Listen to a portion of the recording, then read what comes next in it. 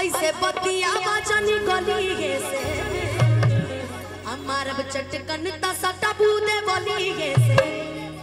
एगो चुमा नाची खइबू उठल लिए से ताली आइब जाके सब दिन बंगलिए से पी गइल बड़ा सारा लाज शरम घोर के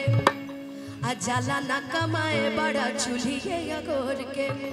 कि ऐसे बतिया बजानी गली से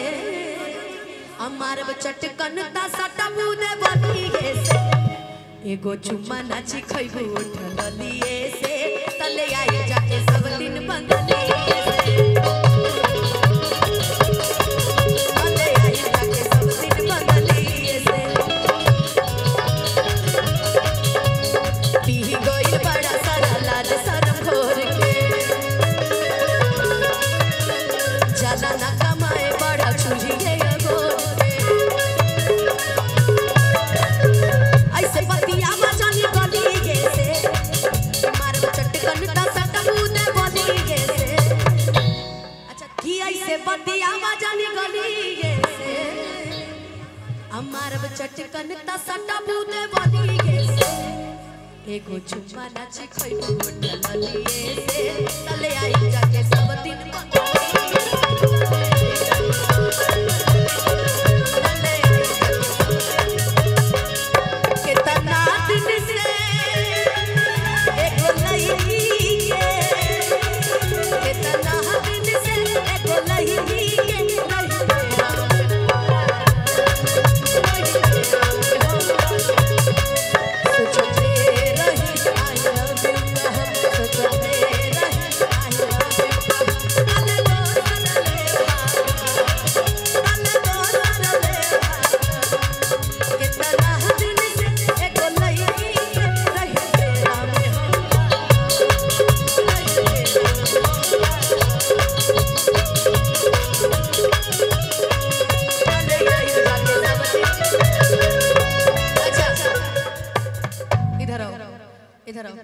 कि हऊ में हर ना माथा पर चढ़ा हो अजनी बाते बाते देखो हम ये जा खड़ा बनी घूम के तारा लोग के तरफ कि हऊ में अच्छा मेहर मतलब होता है पत्नी तो तनी घूंघट घूंघट हो जाएगा का तनी घूंघट लगाओ सर पे ए सब घूंघट लगाओ सर पे चलो ए जी रहन सीखना चाहिए ना जी लगा लगा ला मैं लगा देती हूँ आहा कितनी सुंदर लग रही है ना कि हऊ में हर ना माथा पर चढ़ा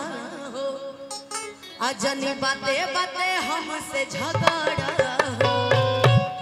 कि लाइल कीन के ले आइल दहे जावे में आ हमरा बतिया के रखान वाले जावे में कि बढ़े लगी प्यार वही मलिए से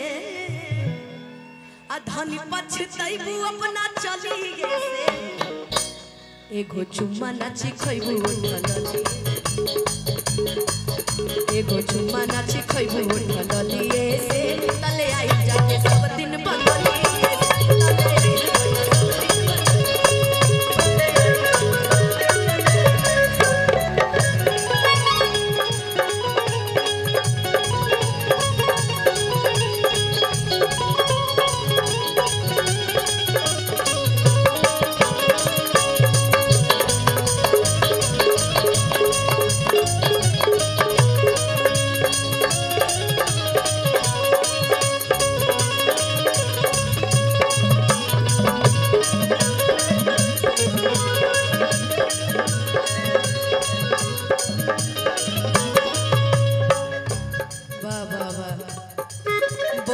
बोले तू रात रहबू मनवा हो मुझे प्रिंस पिरियान सुपवनवा हो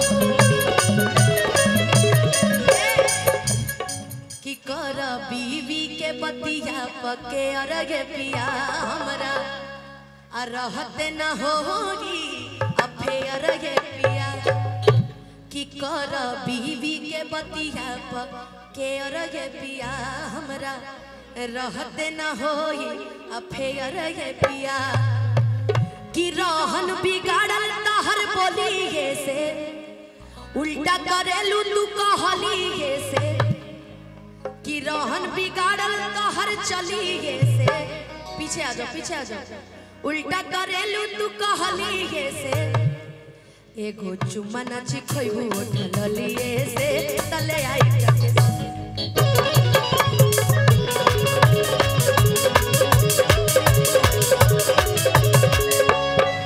गइल बड़ा सारा लाज शरम छोड़ के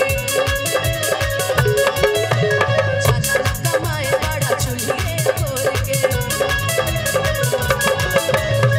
ऐसे बतिया बजनी गलिए से मारो चटकन का सटबूते बोलिए से। अब चारों लाइन से खड़े हो जाओ, चारों देखते हैं कौन सबसे सुंदर डांस करता है और एक जैसा डांस करता है। एगो चुम्मा नाची खइबू ढललिए से तले आइब जाके सब तीन बंगलिए से।